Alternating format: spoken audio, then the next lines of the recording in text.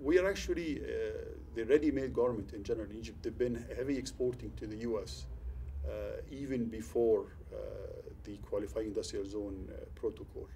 We've been exporting since probably early 1990s. Not in large quantities, though. When you look at the exports of Egypt to the US, the majority are actually oil and gas related exports. That's the majority in terms of value, especially with the inflation in the prices of oil and gas in the last few years. But when you look for us in terms of value as a society, I would stress the textile apparel in general, because it's a labor-intensive industry. In a country like Egypt, where you have 80 million now in terms of population, and you have lots of people who are young, semi-skilled or low skills, textile apparel industry provide a very nice avenue to channel the labor. It can absorb a huge number of semi-skilled labor with minimum setup cost. So for us, it's very critical from a point of view of government that we can export textile apparels to the major market in the world, which is the US market. Let me tell you briefly what the textile industry in general is a migrating industry. When you look at some of the major hubs right now in the world, I mean, China is one definitely. Turkey also is another major textile apparel hub. Now, the textile industry from Turkey are migrating out. And for them, really, the only option, I would say, is Egypt. It's a country that has, it has a huge number of labor, cheap labor. Plus, you have the general production cost is cheap. You talk about utility cost, the cost of building. So you have all the environment to sort of host a migrating industry like the textile apparel industry. In '95, when the idea of a qualifying industrial zone started, the concept there is that if you promote regional economic cooperation, that will help promote regional peace process. Egypt had a peace treaty with Israel back in the early 80s, and Jordan in mid-90s was also signing a peace treaty with Israel. So the idea was Israel had a peace treaty, a preferential trade agreement with the US, the FTA, a free trade agreement with the US. This is one of the very first free trade agreements. And the idea was it could allow manufacturers, exporters from from areas around, countries around adjacent to Israel, that they can export to the US custom-free, provided that they get an Israeli component. So it's more like a accumulation of rules of origin. That's what they call it in the trade lingo. So I'm actually exporting under the Israeli FTA from Egypt, provided that I get Israeli component. It started worth 13.7% of the FOB value. Now it has been reduced to 10.5% of the FOB value. Now, what this means is that I have a huge market like the US market that I can export to it custom-free, provided that I get an Israeli component, which is worth 10.5%. Now, the US custom in general is a low tariff country, a low tariff market, with the exception of few industries. One of the most notable industries is actually the textiles. When you look at the customs in the textile industry, you'll find that there are two clusters. One for cotton-based is around 17%, and one for man-made fiber, which is around 30+%. Egypt is typically a cotton-based industry, so we're talking about 17%. So it's really a tremendous competitive advantage for Egyptian manufacturers, and it actually allows them to withstand the Chinese manufacturers. Now, for us in Egypt, we've signed it in December 2004, and there was tremendous motivation for this, which was the end of the quota system in the World Trade textiles, apparels. With the quota system, Egyptian manufacturers were actually provided with a protection, an artificial protection that they can fill their own quota, which they were doing. Now, with the lifting of the quota, everybody was saying that China was kind of quote unquote sew up the world, basically. So for us in the government to sort of provide a competitive advantage to the Egyptian exporters, we decided to sort of go with the QIZ protocol. And a company, for example, producing, let's say, denim, for example, they could buy either the fabric, for example, or they could buy the pocketing, they could buy some of the threads, they could buy even some of the packaging materials, whatever, anything related to the industry, as long as it's worth 10.5%. They bring it up from Israel, and then they process it forward. Then they do the cutting, the sewing, the packaging, and then they ship it to the US. Well, as of now, it's still mostly an Egyptian investments. But we have lots of Turkish investments, for example, lots of Indians who were, even before the QIZ, operating from Egypt and exporting to the US because of the quota. And then when the QIZ happened, they were exploiting the QIZ. For us, again, when we look at the QIZ, we look at it from a bigger picture. We understand the importance of a preferential trade agreement, market access. And for us, in terms of a market access, there are two major markets in the world, the US and Europe. And we have access to both. And if we do this, complementing this with the cheap cost of operating from Egypt, then you're creating a pull for investors, whether local investors or coming from Turkey, India, to operate in Egypt so that they can export to the US or to Europe, custom-free. According to the QIZ protocol, an Egyptian company needs to import from Israel materials related to what they're exporting. Related, it means if I'm producing, for example, a piece of apparel, a garment, a shirt or a denim, I could buy, for example, fabric, I could buy dye stuff, chemicals, I could buy threads, I could buy pocketing, labels, packaging materials, anything related to what I'm producing. I bring it from Israel to Egypt, and then I do my normal processing, and then I export the finished garment to the US. As long as I have a 10.5% in my quarterly exports, I qualify to export to the US custom-free. I think it's, for us in Egypt, we are definitely benefiting, because with the QIZ, it really allowed us to withstand many, I mean, first thing is the quota system, for example.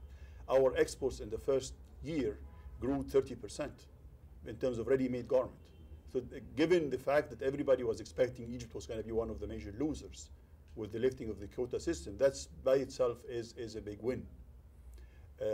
Also, even with the current situation, the dollar, the value of the dollar going lower in terms of exchange versus the EU, our numbers are still going up. So that's a major push. And I think the QIZ is to sort of, is credited for the QIZ. Now, when you talk which countries are winning, I mean, obviously for us, the win is definitely economical. Israel, they get 10% out of the exports, which is like 700 million, 800 million. And I think for them, probably, yeah, some of the smaller manufacturers have benefited. But when you talk about it in the macro level in Israeli economy, I don't think it has been that much. For them, the intention was more creating a regional economic cooperation. That was the major benefit for them.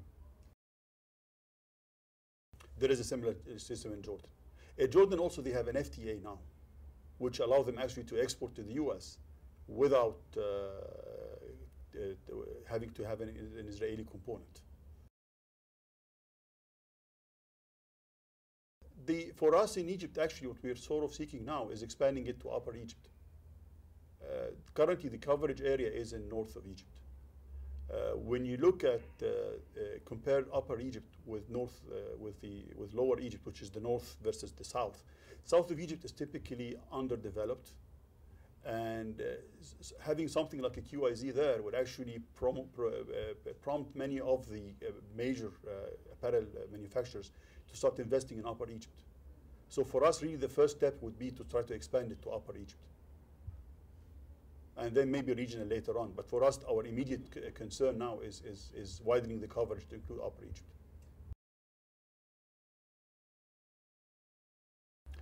Again, as I said in the beginning, the labor, the industry, when you talk about the garment industry in general, it is a very labor-intensive industry. And you can actually get somebody with no experience whatsoever, and in a 3-month training, he can actually do some meaningful jobs on the shop, on the factory floor. So it allows you actually to take some people with no background, no skills, and provide them with jobs. Now, for us in Egypt, this is extremely important. Extremely important. I think we are.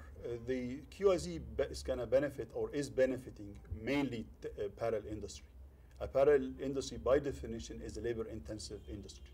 And the nice thing about the apparel industry is that I can actually get labor with minimum skills and train them in a very short period of time, and I can provide them with meaningful jobs in the shop, in the factories. So it is really for us very critical in terms of providing jobs to the many labor that we have. I've also heard from a number of people that we've spoken with on this issue that the working conditions here in Egypt in the QIZ are higher than in a lot of places that you're competing with for exports. You mean better? Better, yes. Yes, yes. It's actually one of the things that promoting this currently is that there is actually a crunch of skilled labor. This is one of the nice things when you have a growth. I mean, you find this in China, you find this in India. I mean, everybody's talking about they need to hire skilled labor. I'll tell you a very nice example. In Port Said, for example, when they started QIZ about 40 years ago, probably the average pay for worker was around 400, 600 Egyptian pounds. Now it's going up to like 900 to probably 1,200 Egyptian pounds in a matter of 3-4 years. And most of the factories, they cannot find highly skilled people. So the salary, there is a trend of salaries going up. What we are doing as a government also is that we're taking this as an opportunity to start pushing other programs like training. We have a very extensive training program for labor, skilled workforce. I mean, textile is one of them, obviously, but we're sort of targeting other slews of industry. The other industry that could benefit from the QIZ is actually food industry. When you look at some of the products, interestingly enough, dried onions, dried garlic, for example, has very high tariff into the US. Under QIZ, other than apparel, when you look at the statistics, Egypt has exported frozen vegetables and dried onions, dried garlic. The textile industry, usually the orders are put 6 months ahead. So currently we're exporting, what we're exporting now is what you're gonna see in the US probably 6 months plus down the road. So that lag doesn't allow us yet to observe what happened in the last few weeks in the US. Now, our expectations, everybody's expecting that, yes, the size of the pie, the general import pie of the US of ready-made garment is going to shrink because of the economic situation. How is that going to impact Egypt? We still don't know yet. But what we're trying to do, we're trying to sort of minimize it as much as possible. Because we also know that there is a diversion of trade going from China, because China's cost is going higher. So the idea is that, yeah, the size of the pie is going to shrink. So maybe whoever is going to lose less is whoever is going to be able to grab some of the trade diverted away from China. I think QIZs can still have a very key role in the trade relations between the U.S. and between the U.S. and Egypt, relative of the administration or whether in the U.S. or in Israel. The three countries realized that promoting economic cooperation within a QIZ is a cornerstone of the peace process. And that has been the idea even before the current administration. I mean, the QIZ process itself started during the Clinton administration. in 95. So for us in Egypt, this is how we see it. I mean, QIZs kind of continue, whichever is the administration in the US, because everybody agrees on it has a role to play. The difference between the FTA and the QIZ agreement, and under the QIZ agreement, we get access custom free to the US instantaneously, right away. With the FTA, usually there is a schedule for the reduction. I'll give you an example. If I have a customs are 15%, I would say I reduce it on 5 years. So every year I would reduce 3% of the tariffs. So the FTA, Jordan, for example, have an FTA and a QIZ, and they were exporting under the QIZ, not the FTA, most of the high tariff products until it reaches to a certain point, like 3% to 3%. Then it becomes more beneficial in terms of economics to sort of switch to the FTA. So there is a role for both together. Now for us in Egypt, yes, we are seeking FTA, but for the time being, QIZ is what we have, and we're gonna play with it.